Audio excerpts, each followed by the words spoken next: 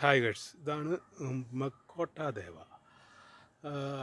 ഇത് നമ്മുടെ ഷുഗറിനൊക്കെ നല്ലതാണെന്ന് പറയുന്നു. ഞാൻ കുറച്ച് നാൾ ഉപയോഗിച്ചതായത് ഞാൻ വയനാട്ടിൽ നിന്ന് ഒരു തൈ ഉപയോഗിച്ചത്. അന്നേരം വയനാട്ടിൽ നിന്ന് തന്നെ ഞാൻ തൈ മേടിച്ചു. വീട്ടിലും ഒരു 10 തൈ നട്ടു. അത് 2 എണ്ണം പിടിച്ചു. അത് ഒരെണ്ണത്തിൽ ഇപ്പോൾ കാ പിടിച്ചു. 1 വർഷമായി, 1.5 വർഷമാകുന്നത് ഇതിപ്പോൾ നട്ടിട്ട്.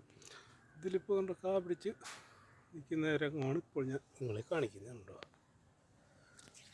നിറച്ച് കാ പിടിച്ചിട്ടുണ്ട്. ഇനി ഇത് പഴുത്ത് കഴിയുമ്പോൾ നമ്മളതിനെ പറിച്ച് കട്ട് ചെയ്ത് ഉണക്കുക. ഉണക്കിയതിന് ശേഷം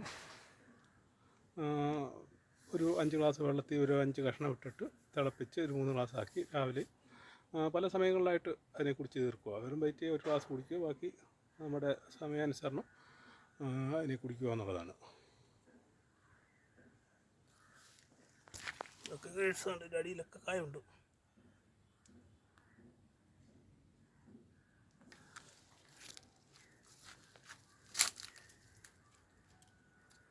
അതിൻ്റെ പൂ വേണ്ട.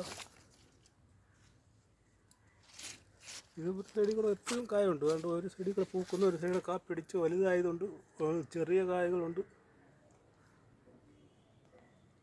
ഓക്കെ.